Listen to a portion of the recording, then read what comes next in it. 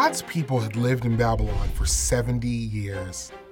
Then King Cyrus, the king of Persia, took over Babylon and let them go home. Some of God's people went to Judah, but some of them stayed. Nehemiah stayed and worked for the king of Persia. One day, some men came from Judah. Nehemiah asked, "How are God's people doing in Jerusalem?" The men had bad news. The people are in trouble. The walls around Jerusalem are broken down and the gates have been burned down. Nehemiah cried. Then he prayed and fasted. The king noticed Nehemiah and asked, "What's wrong? Why are you sad?" Nehemiah was afraid. No one was supposed to be sad around the king.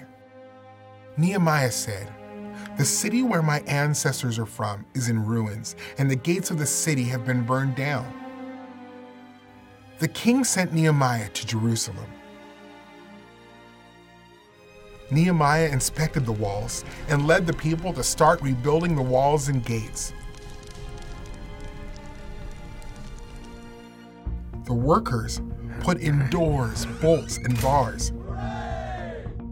They cut stones and lifted them into place on the wall, and they filled in gaps and holes.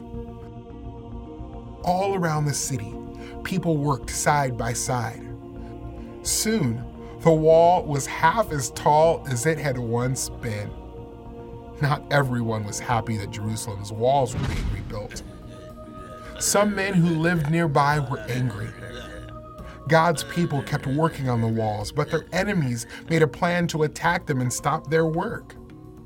God's people prayed and chose men to guard the walls all day and all night. But the people were discouraged.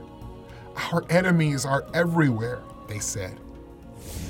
Nehemiah reminded the people that God was with them. "Don't be afraid. God is great and powerful," Nehemiah said. "Be ready. If our enemies attack us, God will fight for us." Enemies could threaten God's people, but they could not make God's people stop building. Their enemies were not in charge of rebuilding the wall. God was.